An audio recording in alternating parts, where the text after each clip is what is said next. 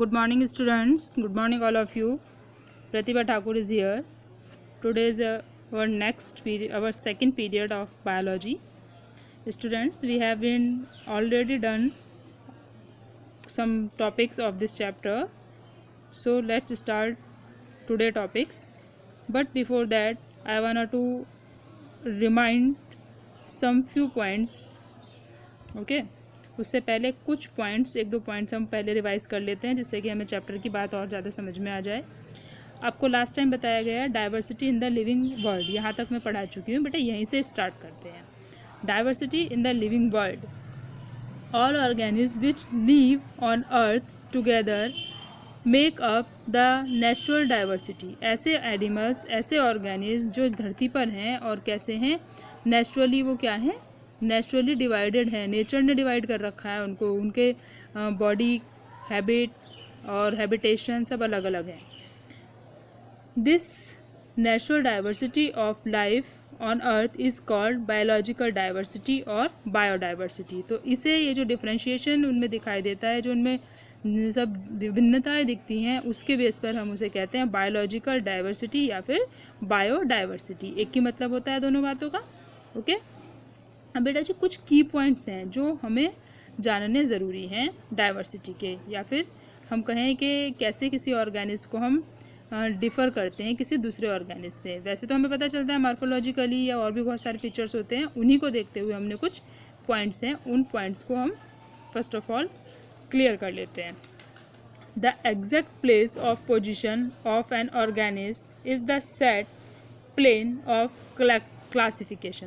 देखिए आइडेंटिफिकेशन में क्या किया जा रहा है, किसी ऑर्गेनिज्म को, किसी एनिमल को हम पहचान रहे हैं।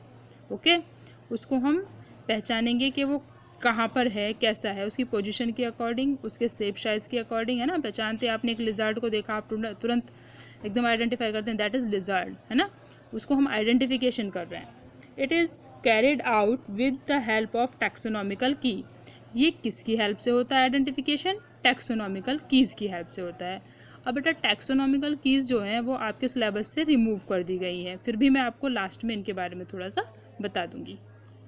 Next, classification, placing of an organism और a group of organism is category according to a particular system and it confirm with a nomenclature system. देखिए, पहली चीज़ हो गई आइडेंटिफिकेशन, किसी ऑर्गेनिज्म को हमें पहचानना। दूसरा हो जाता है क्लासिफिकेशन, अब हमें उसे उसकी सही जगह पर रखना है कि वो क्या है। तो क्या किया जाता है, हम क्या करते हैं, हम ऑर्गेनिज्म को उसकी जो क्वालिटीज़ होते हैं, जो उसके करेक्टर्स होते हैं, पर्टिकुलर जो हैं उसकी जो सारा सिस्टम है, उस सिस्टम के अकॉर्डिंग उसे क्लासीफाई करके एक कैटेगरी में डाल देते हैं। सपोज दैट कोई आपको लिजार्ड दिखती है, आप पहचान लेते हैं दैट इज़ लिजार्ड, तो हमने क्या किया, उसको आइडेंटिफाई कर लिया। लेकिन वो आइडेंटिफाई हमने कैसे किया, क्योंकि लिजार्ड को ऑलरेडी क्लासीफाई कर चुके हैं कि उसके इस तरह 4 पैर हैं, स्कल हैं, क्रीपिंग करती है ना, एक टेल है, उसको हमने उसको क्या किया है, हमने उसको रेप्टाइल्स में रख दिया है। ठीक है, तो इसी तरह से हम क्या करते हैं, एनिमल्स को क्लासीफाई करते हैं। कुछ कीज़ हैं, उनकी हेल्प से करते हैं, वो आपको बता देती हूँ।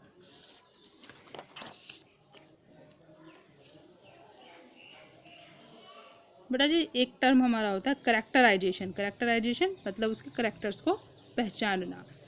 Understanding of character of organism like external and internal characters या फिर इंटरनल स्ट्रक्चर। देखिए किसी एनिमल को हम कब पहचानते हैं, जब हम उसके करेक्टर्स के बारे में बताते हैं। कैसे करेक्टर, कि वो बाहर से कैसा दिखता है और अंदर से कैसे दिखता है।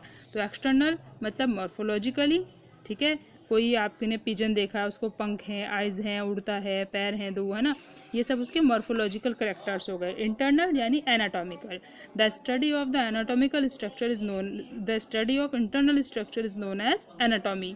ठीक है, तो एनाटॉमी उसको हम अंदर से स्टडी करेंगे, मॉर्फोलॉजी हम उसे बाहर से देख करके बता रहे हैं, है ना। किसी को आप शुरू में देख करके तो क्लासीफाई करते हो ना, जब उसके करेक्टर्स बताते हो कि भाई वो ऐसा है, आप लोगों ने सबने मुझको देखा है ना। आप किसी और को बताएं कि मैडम ऐसी दिखती हैं, तो आप कुछ फीचर्स बताएंगे जो कैसे होंगे, मॉर्फोलॉजिकली, है ना। बाहर से आप किसी को देखते हैं तो बताते हैं ये हाइट है, ये उनका कलर है, ये है ना, ऐसे पहचानते हैं, तो उसे कहेंगे हम मॉर्फोलॉजी। लेकिन आप किसी का ऑपरेशन कर दो और अंदर के पार्ट्स की स्टडी करने लग जाओ, दैट इज़ एनाटॉमी। नॉमनक्लेचर।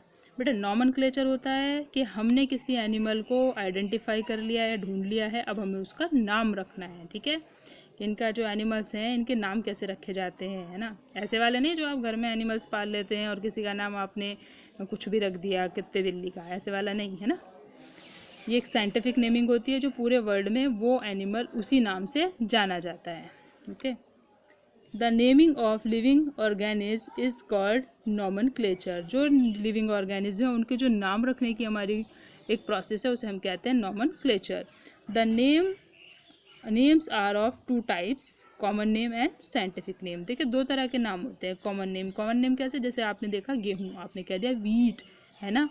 आपने देखी मटर, आपने बोल दिया पी, ये हो गया कॉमन नेम। बट हम मटर को कह रहे हैं Pisum sativum, that is scientific name. Okay, Pisum sativum is a scientific name but P is common name.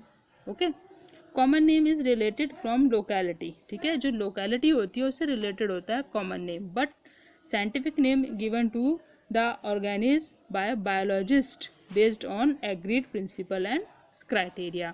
But जो साइंटिफिक नेम होते हैं वो बायोलॉजिस्ट्स के द्वारा रखे जाते हैं, किसके अकॉर्डिंग, जो क्लासिफिकेशन सिस्टम है उसके बेस पे वो नाम रखे जाते हैं। ओके, अब देखते हैं बायोनोमियल नॉमनक्लेचर। बाई मतलब दो, ठीक है, बायोनोमियल नॉमनक्लेचर। देखिए नाम तो हमने किसी चीज़ का रख दिया, साइंटिफिक नाम रख दिया, साइंटिफिक नेम हम उसका ले रहे हैं, लेकिन साइंटिफिक नेम जो हम उसका ले रहे हैं उसमें हमने क्या क्या चीज़ें यूज़ की हैं। In binomial nomenclature each scientific name has two components. ठीक है, जो भी साइंटिफिक नेम होता है उसमें दो कंपोनेंट होते हैं। कौन कौन से, एक होता है जीनस और एक होती है स्पीसीज।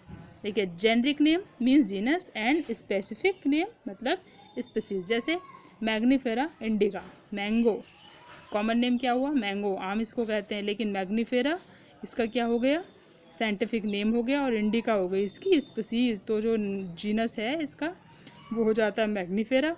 तो इसको हम कैपिटल लेटर से शुरू करते हैं बट स्पीसीज को हम स्मॉल लेटर से लिखते हैं। ठीक है, तो जो इंडिका है वो इसकी स्पीसीज है। भारत का जो कॉमन आम है उसको तो पूरे वर्ल्ड में बेटा इसी नाम से जाना जाएगा, ये स्पीसीज इसी नाम से जानी जाएगी। ठीक है, अब आप इसे लंगड़ा आम, तगड़ा आम, मोटा आम या जो भी कहें वैसे वाली बात नहीं होगी। साइंटिफिक नाम अगर आप लेंगे तो आपको मैग्नीफेरा इंडिका ही बताना पड़ेगा। Taxonomical hierarchy. ठीक है, अब इसमें क्या होता है, टैक्सोनॉमिकल कैटेगरी जैसा है जो आपकी यहाँ से रिमूव कर दी है, बस उसका ये डिसेंडिंग ऑर्डर आप समझ लीजिए।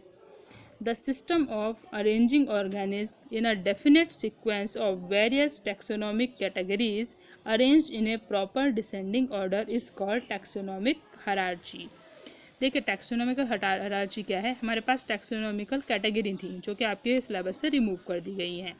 तो ये जो हायरार्ची है उसी का डिसेंडिंग सीक्वेंस है। अब आप कंफ्यूज कि मैडम डिसेंडिंग सीक्वेंस कैसे होगा, और मैम हमने वो नहीं पढ़ा है तो हमें ये कैसे समझ आएगा।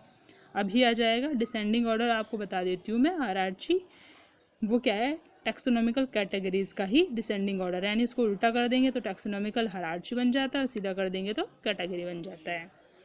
The hierarchy includes 7 obligate categories. ठीक है, 7 कैटेगरीज हैं। कौन कौन सी हैं,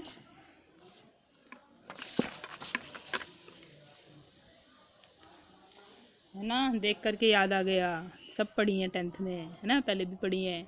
kingdom, phylum, class, order, family, genus, species. मैं इसको शॉर्ट में कैप्कोफाइगस कहती हूँ कि सब ना पहला करेक्टर ले लिया, KPCOFGS, कैप्कोफाइगस बन जाता है। आप भी लिख सकते हैं, उससे याद रहेगा आपको। ठीक है, तो ये क्या है, डिसेंडिंग ऑर्डर है, इसे हम कहते हैं हायरार्ची। और जब हम टैक्सोनॉमिकल कैटेगरी की बात करते हैं, करनी नहीं चाहिए उसकी बात, बट क्या करें कि इससे रिलेटेड है इसलिए करनी पड़ रही है, क्योंकि वो तो आपके सिलेबस से हट चुकी है, बट रिलेटेड है तो करनी पड़ रही है। उसमें सिर्फ इतना होता है कि आपको species, genus, family, order, class, phylum, kingdom ऐसे बात करते हैं, उल्टा बात नहीं करेंगे, सीधा करेंगे। यहाँ स्पीसीज आएगा, फिर जीनस से आएगा, फिर फैमिली, तो उस पर बात मत करिए, उधर दिमाग मत लगाइए, आप बस ये देखिए। ओके, अब इसको जान लेते हैं कि कौन सी चीज़ क्या है ना। Kingdom, group of phylum. Okay, फिर बात करते हैं फाइलम की, ग्रुप ऑफ क्लासेस। फिर 3rd नंबर पर आता है classes, group of order. 4th पर आ जाता है ऑर्डर, ग्रुप ऑफ फैमिली। ठीक है, ऑर्डर के बाद फैमिली आ रहा है। फैमिली ग्रुप ऑफ जीनस, है ना, और जीनस ग्रुप ऑफ स्पीसीज। ठीक है, इसको आप समझ लेंगे। स्पीसीज क्या है? जो सिमिलर करैक्टर्स होते हैं किसी ऑर्गेनिज्म के, किसी भी ऑर्गेनिज्म के जो सिमिलर करैक्टर्स होते हैं बेटा, उसे हम कहते हैं स्पीसीज। यानी कि हाँ, ह्यूमन स्पीसीज। ह्यूमन क्या, हम लोग ह्यूमन हैं तो हम क्यों हैं ऐसे, सारे सब दिखाई दे रहे हैं, सबकी आँख, ईयर्स, ईयर्स, नोज, हैंड, है ना, वो सब जो फिजिकल है वो सबका ऑलमोस्ट सेम होता है। फिजिकल सेम होने की बात हो रही है बेटा, कलर और ये नहीं। अगर सब हैं, इतने तरह के होते हैं, सब अलग अलग हैं, लेकिन क्या है, बॉडी ऑर्गन सबके सेम हैं। तो क्या है, और सिमिलरिटीज़ हैं सबके अंदर। रेस्पिरेटरी सिस्टम एक है, सर्कुलेटरी सिस्टम एक है, digestive system, skeletal system, morphological system, मतलब सबके अंदर सब कुछ एक जैसा है। तो वो क्या होगा, सिमिलरिटीज़। तो इसलिए जब ये करेक्टर्स मिले तो जिस जिसके करेक्टर मिले उन्हें रख दिया ह्यूमन स्पीसीज में। तो ये सब ये स्पीसीज है, ये किस चीज़ का, सिमिलरिटीज़ का ग्रुप है। क्लियर? आपका ये चैप्टर हो जाता है कंप्लीट। नेक्स्ट टाइम आपको सेकेंड चैप्टर स्टार्ट कराएंगे, बायोलॉजिकल क्लासिफिकेशन। ओके बेटा, तब तक आप ये पूरा नोट कर लीजिए अपने रजिस्टर में, और किसी को कोई प्रॉब्लम है तो मुझसे पूछ लीजिए। ओके बेटा, all the best, good luck.